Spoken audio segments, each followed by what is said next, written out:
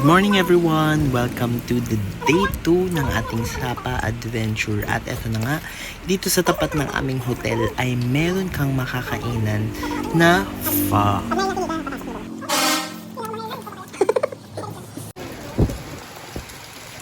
Sabay tila.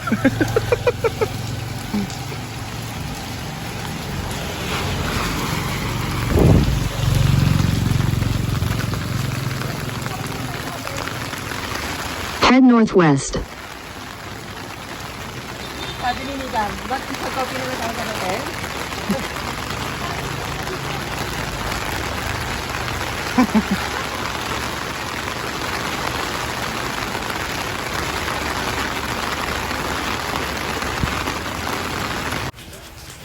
Ito pala guys yung itsura ng ating hotel from the lobby or the reception area. Hindi ko pala ito napakita kagahapon nung dumating tayo. So, ito siya, ganito siya. Nag-offer din sila ng buffet breakfast for 250,000 Vietnamese dong. And then guys, coming from the hotel, nag-grab lang kami for 40,000 Vietnamese dong papunta dito sa Cat Cat Village. And from here naman, magbabayad lang kayo ng entrance fee na 150,000 Vietnamese dong.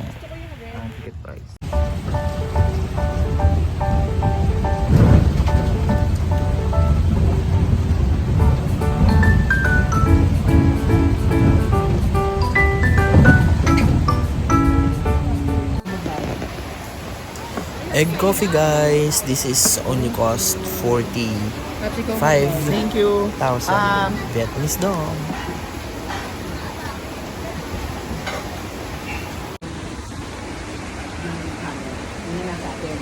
Sarap. Guys, this is an egg coffee. It cost 45,000. And ang sarap niya. O siguro kasi hindi ko pa natitikman yung kape sa ilalim niya. Para siyang yung pag nagagawa kayo ng leche flan. Ganun yung lasa niya sa itaas. Yung froth. And then, ito. Haluin natin. Ayan natin haluin para matikman natin kung ano yung lasa niya if ihahalo na sa kape. Thank you.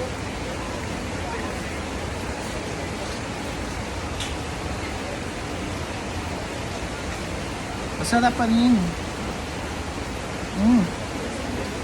Sarap. 10 out of 10. Here pala ito sa Cat Cat Village. Sarap.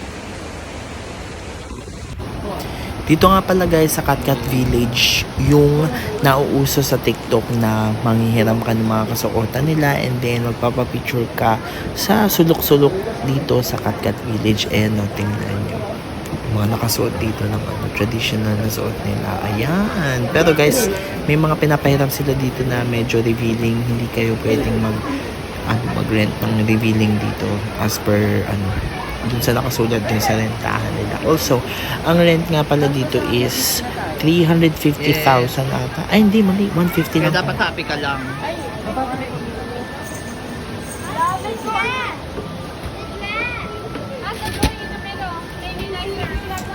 Tapos dito naman guys, yan dyan. Para yung mini theater. Doon sa binayaran mo doon sa ticketing office na nandun sa harapan kanina. Kasama na yung dito, yung ticket ng show nila. Pero kami, hindi kami makakadalo kasi, may schedule kasi. Ay, may Tapos ito naman guys, ito yung traditional na mud house nila. Ayan, makikita mo. Ang ganda nga eh.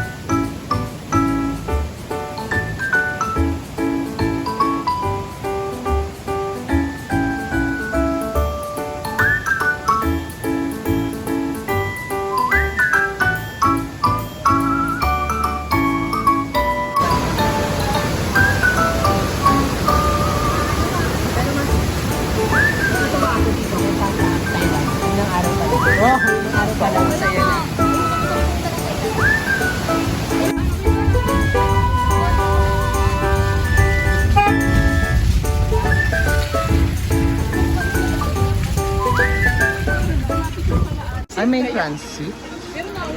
Guys, after pinuntahan namin ng Banmong Alpine Coaster dito, pero mukhang hindi muna kami tutuloy kasi sobrang lakas talaga ng ulan.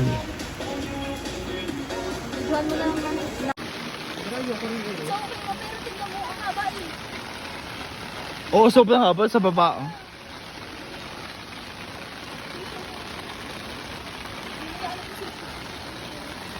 Hello guys, dahil super lakas ng ulan, ka-cancel namin yung aming Alpine Coaster. And ayun, possible na hindi na namin siya magamit kasi mas malakas daw ata ang ulan tomorrow and sa isang araw. Babalik na kami sa Hanoi by 24.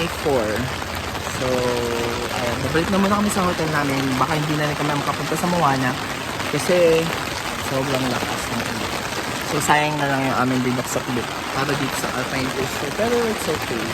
If safety naman ang ano natin, ang mas mahalaga. It's okay. Hanap tayo kainan tonight.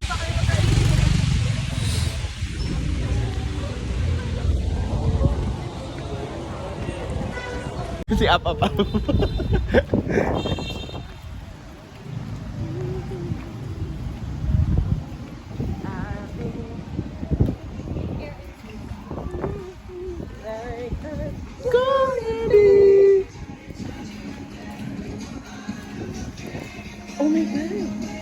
Oh my god, tumingin ka pa dyan. Electronics show, ano yan, store?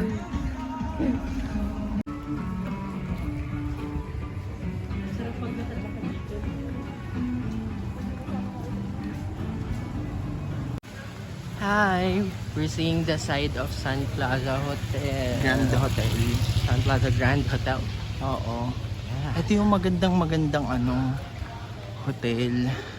Yeah. Kung saan One yung of the expensive. yung monorail pupunta sa ano. Di ba? Oh, Maganda talaga siya. no? No? Mga Pinay.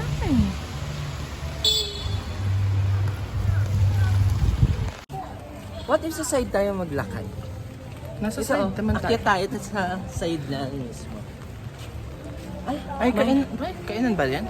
Souvenir shop. Hindi kami mga souvenir shop din talaga siya. Ulan. Meron din guys sa Sky Lounge rooftop. I think Sorry. it's restaurant.